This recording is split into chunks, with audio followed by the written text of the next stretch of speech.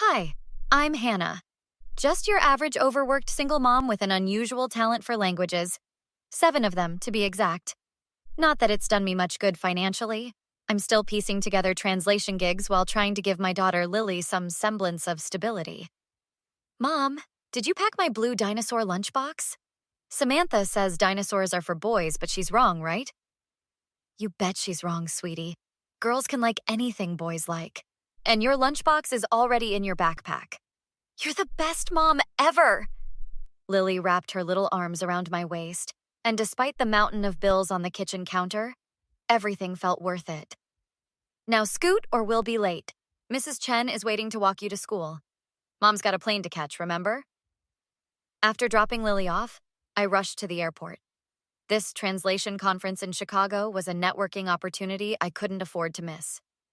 Literally. I'd saved for months for this ticket. The flight was packed.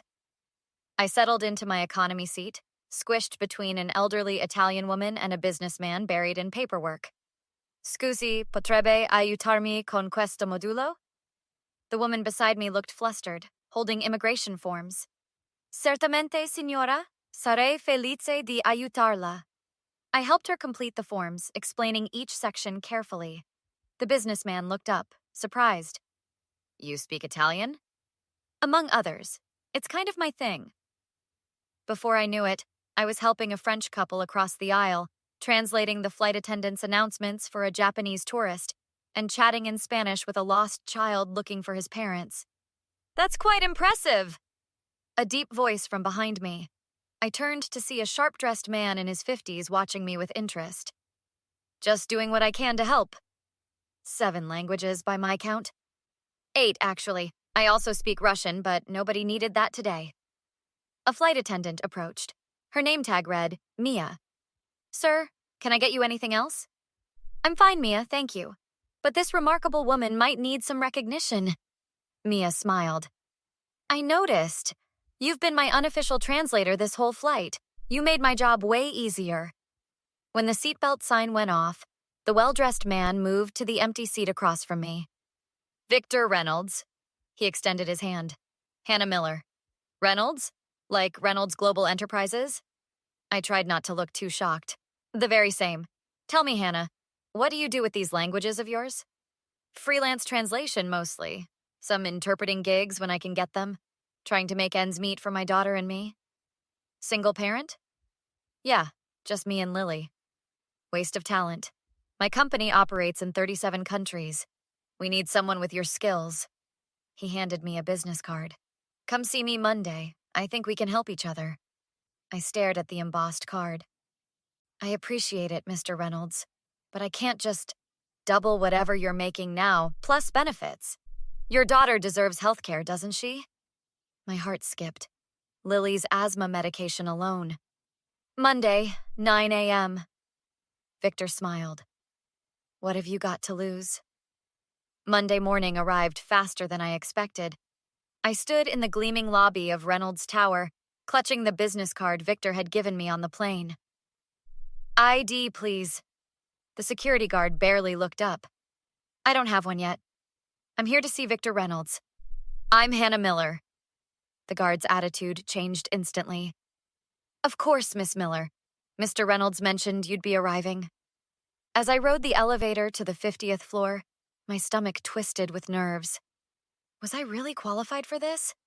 What if this was all some elaborate mistake? Mia was waiting at the reception desk. Hannah, I didn't know you'd be working here. Mr. Reynolds hired me as his assistant after our flight. Small world. I'm still not sure what I'm doing here, to be honest. Director of International Relations is what you're doing here. Victor appeared from around the corner. Ready for your first day? Before I could answer, a tall woman with a razor-sharp bob cut approached. Her heels clicked aggressively on the marble floor. So this is your find from economy class? Her smile didn't reach her eyes. Cassandra Pierce, my COO. Cassandra, this is Hannah Miller, our new Director of International Relations. Fascinating hiring process you've developed, Victor. She looked me up and down. Let's hope it works out better than your usual impulses. Victor ignored her comment. Hannah will be handling our expansion into Eastern Europe and Asia. That was supposed to be Trevor's project. Cassandra's voice had an edge. My nephew isn't equipped for it. Hannah speaks all the necessary languages. I followed Victor to my new office, an actual office with a door and a window view of the city. It was bigger than my entire apartment. The Tokyo delegation arrives Thursday. I need you to prepare a presentation on our market entry strategy. Thursday? That's 3 days from now. Problem? No, sir. I'll handle it. After Victor left, a young man lounged against my doorframe. Designer suit, perfectly styled hair, and a smirk that screamed entitlement. So you're Daddy's new pet project? And you must be Trevor. I've heard things. Let me guess. Uncle Victor picked you up at an airport bar? Or was it the hotel lobby? Actually, it was seat 32B economy class. Maybe you've heard of it? A woman with a tablet appeared behind Trevor. HR orientation, Miss Miller. I'm Natalie Wong. Natalie led me through mountains of paperwork while dropping not-so-subtle comments. You must have made quite an impression on Mr. Reynolds. He doesn't usually fast-track candidates without proper vetting. By lunchtime, I needed air. In the cafeteria, I bumped into a friendly face. Rough morning? You look like you've met the welcoming committee. An Asian man in glasses extended his hand. James Chen, finance director. Is it that obvious? Cassandra and her minions make everyone's first day special. Don't take it personally. Despite the rocky start, I threw myself into the Tokyo presentation. 3 sleepless nights later, I had something impressive. Market analyses in Japanese and English, cultural adaptation strategies, and financial projections. Thursday came. The boardroom filled with executives and the Japanese delegation. As I connected my laptop to the projector, nothing appeared on screen. Technical difficulties? Cassandra smirked. I tried again. My presentation was gone, replaced with pictures of me photoshopped onto beach vacation photos with Victor. Perhaps we should reschedule, Trevor suggested sweetly. The Japanese executives whispered among themselves. Victor's expression darkened. I stood there, humiliated, as my career imploded before it even began. The boardroom fell silent as those doctored photos displayed on the screen. I unplugged my laptop and pulled out printed copies from my briefcase. I apologize for the technical difficulties. Fortunately, I prepared backups. I handed them to the Japanese executives and continued in their language.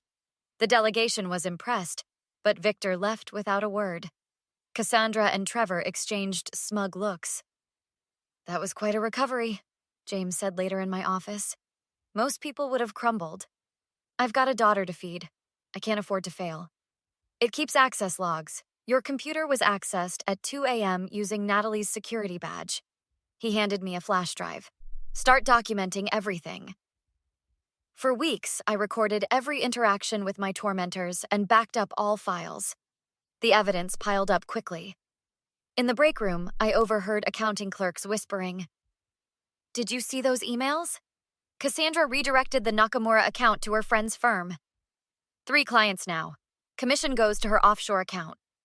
From legal secretary Darcy, I learned more dirt.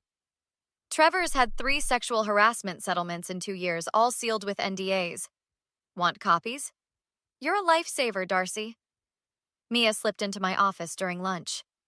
Victor's been different. Cassandra's constantly in his ear saying you're planning to sue for harassment and leaking company secrets. Can you get me on his calendar? He's booked until after the company gala next month. That evening, a text appeared. Quit now or we'll make sure you never work again. Your daughter deserves a mother who can actually provide for her. See, I showed James and Mia in the parking garage. They're getting desperate, James said. There's more happening here. I found something in Victor's calendar, Mia whispered. Secret board meetings Cassandra's organizing without his knowledge. I accessed Trevor's email. You what? Former IT, remember? They're gathering evidence to convince the board that Victor's mentally unfit. Something about erratic hiring and inappropriate relationships with employees. Meaning you? Once Victor's out, Cassandra becomes CEO, James added. When? They're making their move at the gala. All board members will be there. I thought about Lily's asthma treatments and our new apartment. Then we'll be ready. Here's what we're going to do. I outlined my plan. James whistled. That's not just burning bridges. That's nuking the whole riverbed. Good. I'm done playing nice. The night before the gala, I tried on my dress, a sleek black number I'd splurged on. You look pretty, Mommy, Lily said sleepily. Thanks, sweetie. Mommy's going to a very important party tomorrow. Will you dance with a prince? I smiled. No, baby. I'm going to slay some dragons. The Marquis Hotel ballroom sparkled with champagne flutes and designer gowns. I clutched my purse containing a USB drive. My sword against dragons. You clean up nice, Hannah, James said, meeting me at the entrance. Ready for battle? Born ready. Is everything set up? Tech's all good. Mia's keeping Victor busy until your signal. I spotted Cassandra holding court with board members, Trevor already drunk at the bar, and Natalie whispering with key executives. There's our target. I nodded toward the cluster of board members. James, run interference with Trevor. Keep him drinking. I approached the group just as Cassandra was wrapping up her pitch. The company needs fresh leadership. Victor's recent decisions show concerning judgment. Like hiring me? I smiled sweetly. Chairman Davis, I don't believe we've been properly introduced. Hannah Miller, Director of International Relations. Cassandra's face hardened. Hannah, this is a private conversation. About the company's future? I'd say that concerns all of us. I turned to the board members. Before you make any decisions tonight, I have something you should see. Trevor stumbled over. The language lady's giving a speech? This ought to be good. I calmly walked to the small stage where the band was taking a break. Mia handed me a microphone while James connected my USB to the projector system. Ladies and gentlemen, forgive the interruption. I promise it's worth your time. The screens lit up with spreadsheets showing diverted client accounts and offshore transfers.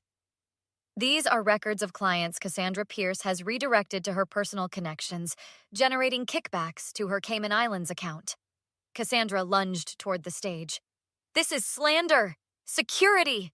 The next slides showed email threads between Trevor and Natalie discussing their plan to oust Victor. We just need the old man out of the way. Once we convince the board he's lost it, you'll handle HR transition and I'll make sure you're taken care of. The room went silent. I continued, playing audio recordings of Trevor's harassment of female employees and Cassandra's threats against me. Victor pushed through the crowd. Hannah, what is this? The truth, sir. They've been planning to declare you mentally unfit and take over the company. Davis and the other board members surrounded Cassandra. Is this true, Pierce? These are obviously fabricated. I've authenticated everything, James cut in. Financial records, email servers, audio timestamps, it's all real. Victor looked stunned, then furious. Security, please escort Miss Pierce, Mr. Reynolds, and Miss Wong from the building. Their access is revoked effective immediately. 3 months later, I sat in my new corner office, Chief Operating Officer of Reynolds Global Enterprises. Cassandra faced charges for corporate espionage and financial fraud. Trevor had been cut off from family money and disappeared to find himself in Europe. Natalie couldn't get hired anywhere in the industry. Victor knocked on my door. The Berlin expansion is a go. Board approved it unanimously. I'll start preparations immediately. How's Lily liking the new school? Loves it. The science program is amazing. After Victor left, my assistant buzzed. Miss Miller, there's a Trevor Reynolds insisting on seeing you. Trevor looked haggard when he entered. Hannah, I've had time to think. I was wrong about you. I'm sorry for everything. Save it. Your apology means nothing to me. Please, I'm desperate. Uncle Victor won't return my calls. I need a job, anything. Should have thought about that before trying to destroy the company. Security will see you out. That evening, I picked Lily up from her piano lesson in our new car. How was work, Mommy? Perfect, sweetie. Absolutely perfect. Was Hannah right to completely reject Trevor's apology, or should she have shown him mercy? After all, he lost everything and came to her genuinely sorry. But then again, he tried to destroy her career and reputation without a second thought. Would you have given him a second chance? Or was Hannah's cold rejection the perfect ending to her revenge? Share your thoughts in the comments.